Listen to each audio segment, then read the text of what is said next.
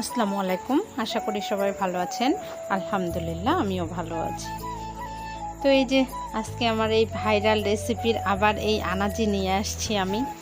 আসলে আমি বুঝতে পারিনি যে আমার আনাজি রেসিপিটাতে আপনারা এত ভালোবাসা দিবেন আমাকে। আর আমার এই আনাজি রেসিপিটা যে এইভাবে ভাইরাল হবে আমার কল্পনার বাইরে। তো আজকে আবার আমি আনাজি রান্না করতেছি, কিন্তু আজকে অন্যভাবে রান্না করতেছি।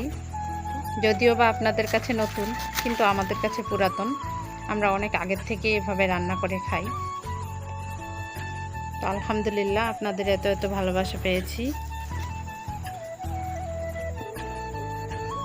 তো আপনারা যদি আমার ওই ভাইরাল রেসিপিটি দেখতে চান তাহলে অবশ্যই আমার চ্যানেলটিকে একবার দেখে আসবেন, অবশ্যই দেখতে পারবেন। তো এই যে আমরা কিন্তু এই কচুটাকে আনাজি বলি, জানি না আপনাদের ওদিকে কী বলে। তো কে কী বলেন অবশ্যই কমেন্ট করে আমাকে জানাবেন। তো আমি আজকে আনাজিগুলো একটু বড় সাইজে কাটে নিচ্ছি। নিশ্চয়ই দেখেই বুঝতে পারতেছেন যে আমি কেমন করে কেটে নিচ্ছি।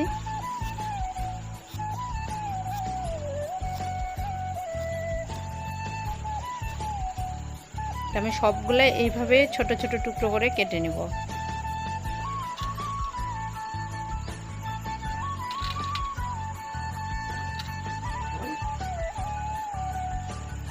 আমার আনাজিগুলো কাটার পরে কিন্তু এইভাবে সাদা আঠা বের হচ্ছিল প্রতিটা থেকে। তো এইরকম যে কচু থেকে সাদা আঠা বের হয় সেই কচুগুলো নাকি ধরে না, গলার মধ্যে চুলকায় না সবাই বলে। তো আমাদের কচু এমনিতেই গলার মধ্যে ধরে না, মাশাআল্লাহ অনেক ভালো। তো আজকে এই আনাজি কচুটাই আমি রান্না করব ডাল আর ডিম দিয়ে। তো কিভাবে রান্না করতেছি দেখার জন্য আমার সঙ্গেই থাকুন। আমি ডালটাকে প্রথমে ভিজিয়ে দেব।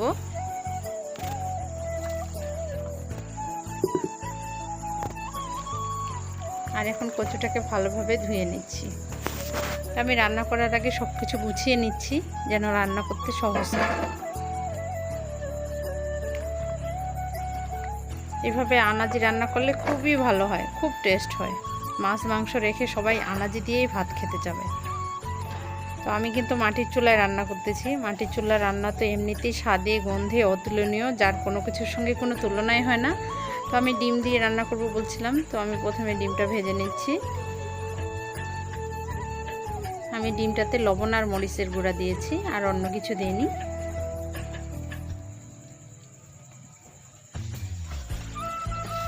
আমি প্রথমে ডিমটা ভেজে তুলে নিচ্ছি।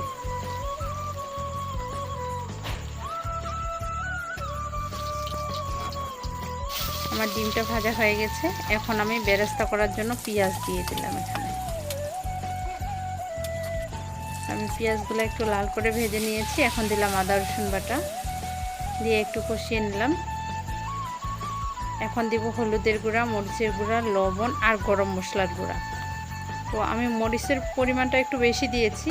যে কোনো কচু জাতীয় রান্না করতে হলে একটু মরিচ কিন্তু বেশি দিতে হয়, আমি একটু বেশি করেই দিয়েছি। তো আমি পানি দিয়ে মশলাটা ভালো মতো কষিয়ে নিচ্ছি। যখন মশলাটা থেকে এভাবে তেল ছেড়ে দিয়েছে তখন আমি দিয়ে দিলাম ডালগুলো। তো আমি ডালগুলো দিয়ে কিছুক্ষণ কষিয়ে নিলাম। এখন আমি আনাজিগুলো দিয়ে দিব।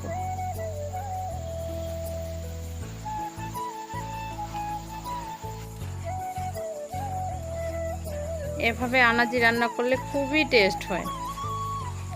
আমাদের বাড়ি সবাই খুব পছন্দ করে আনাজি। তো আমার কষানো হয়ে গেছে। এখন আমি পানি দিয়ে দিলাম। ঝোলের পানি দিয়ে ঢাকনা দিয়ে দিলাম। তো এই পর্যায়ে আমি ডিমগুলো দিয়ে দিলাম। এখন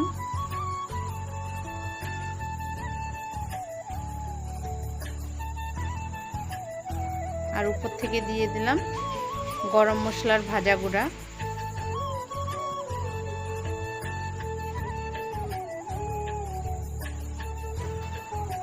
এখন কয়েকটি কাঁচামরিচ নিয়ে আমি হাত দিয়ে একটু ভেঙে দিচ্ছি।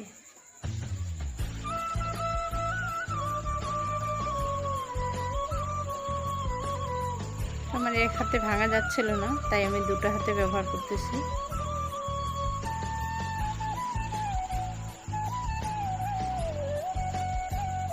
আমি এর মাঝে একটা কথা বলে নিই, আপনারা যারা এতক্ষণ ধরে আমার ভিডিওটি দেখছেন তাদেরকে অসংখ্য ধন্যবাদ, এবং আমার ভিডিওটিতে যারা এখনও লাইক দেননি দয়া করে একটা লাইক দিয়ে দিবেন।